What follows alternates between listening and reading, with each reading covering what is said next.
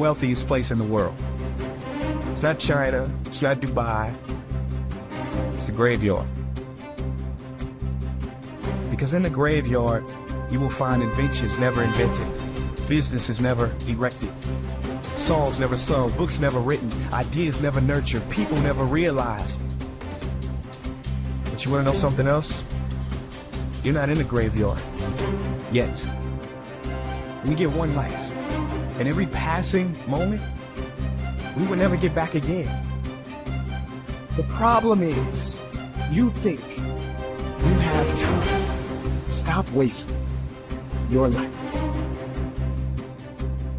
How many hours a day you waste, or how many hours a week you waste. And the classic answer is something like 4 to 6 hours a day. You know, inefficient studying, watching things on YouTube that not only do you not want to watch, that you don't even care about, that make you feel horrible about watching after you're done. That's probably 4 hours right there. You know, you think, well, that's 25 hours a week. It's 100 hours a month. That's 2.5 full work weeks. It's half a year of work weeks per year.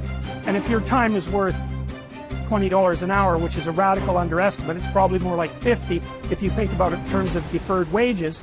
If you're wasting 20 hours a week, you're wasting $50,000 a year, and you are doing that right now. And it's because you're young. Wasting $50,000 a year is a way bigger catastrophe than it would be for me to waste it, because I'm not going to last nearly as long. And so if your life isn't everything it could be, you could ask yourself, well, what would happen if you just stopped wasting the opportunities that are in front of you? You got to be very intentional and deliberate. The stuff that you're dreaming about, the stuff that you want to happen, it's not going to happen by osmosis. Like, you got to get up and you got to go after it.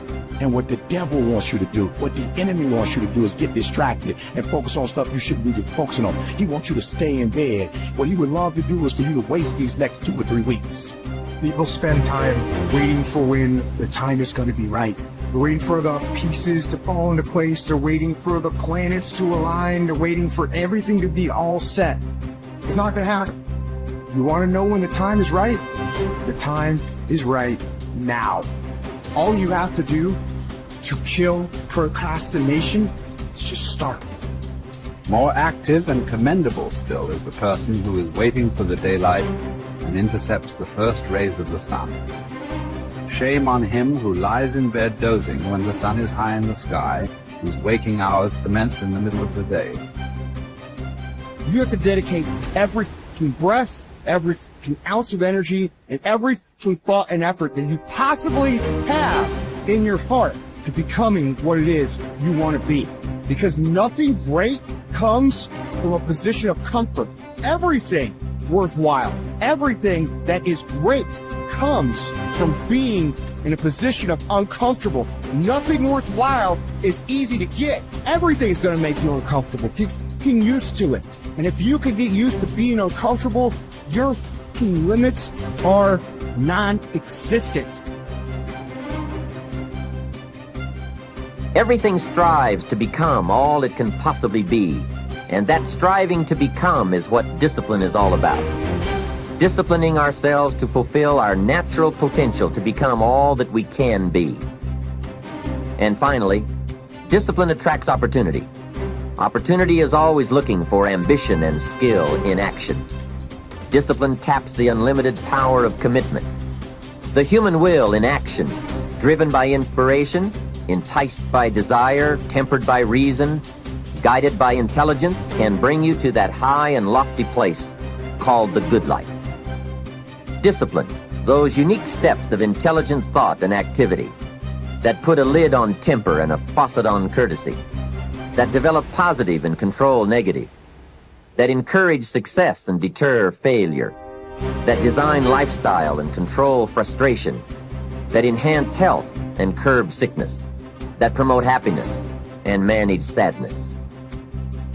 Discipline, the start and the continuing process that brings all good things. And remember, anyone can start the process. It's not if I could, I would. It's if I would, I could. If I will, I can. So start the new process. You can begin a new habit no matter how small it is. Small isn't important.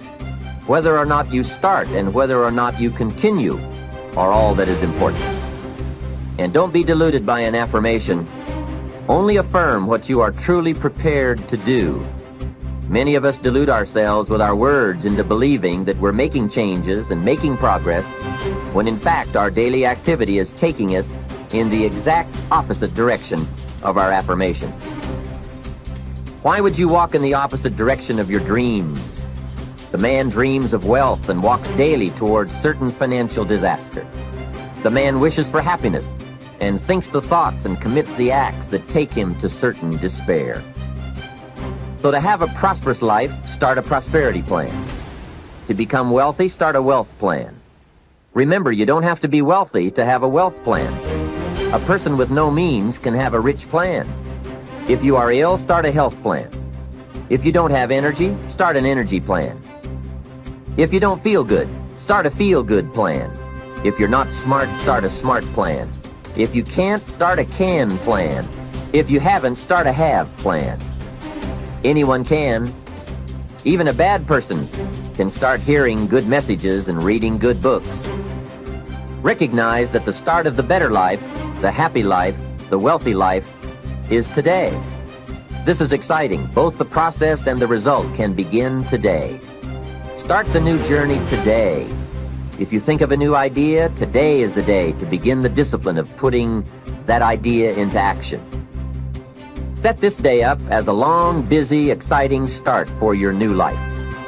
Get your first book for your new library today. Begin your new practice of setting goals today. Start clearing out a drawer of your new orderly desk today. Start eating an apple a day on your new health plan today. Put some money in your new investment for fortune account today. Start reading with intensity for your new wealth of mind plan today.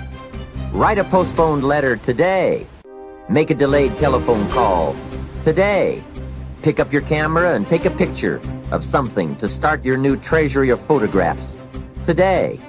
Get some momentum going on your new commitment to the better life. See how many activities you can pile on in this first day. Go all out. Break away from the negative downward pull of gravity. Start the thrusters going. Prove to yourself that waiting is over, hoping is past, and that faith and action have now taken charge. It's a new day, a new beginning for your new life. With discipline, you can't believe the list of positive moves you can make in the first day of your new beginning. What have you got to lose? Only the despair and fear and guilt of the past. Only the dissatisfaction and unhappiness and lack of fulfillment of the past. Only the frustration and low self-esteem of the past.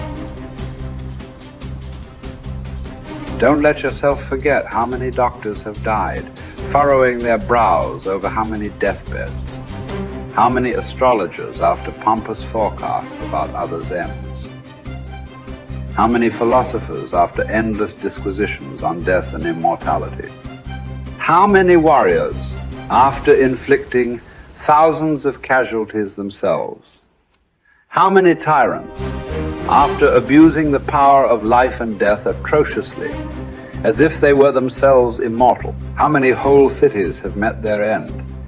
Haile, Pompeii, Herculaneum, and countless others. And all the ones you know yourself, one after another. One who laid out another for burial and was buried himself, and then the man who buried him, all in the same short space of time. In short, know this: human lives are brief and trivial. Yesterday, a blob of semen. Tomorrow, embalming fluid, ash. To pass through this brief life as nature demands. To give it up without complaint.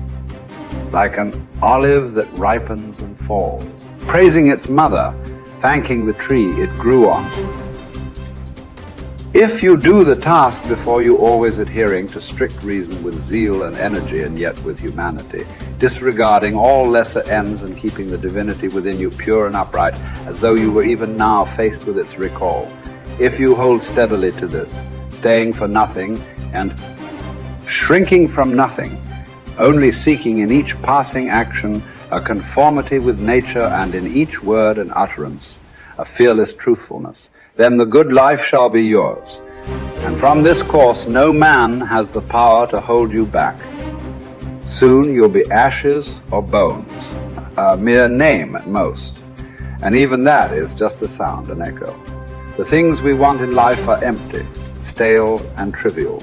Dogs snarling at each other, quarreling children, laughing and then bursting into tears a moment later.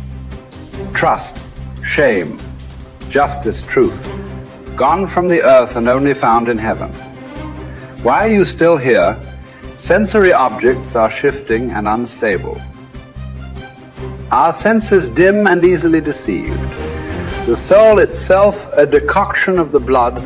Fame in a world like this is worthless. And so, wait for it patiently, annihilation or metamorphosis. And until that time comes, what?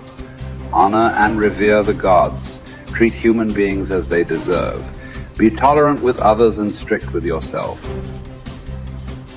Remember, nothing belongs to you but your flesh and blood, and nothing else is under your control.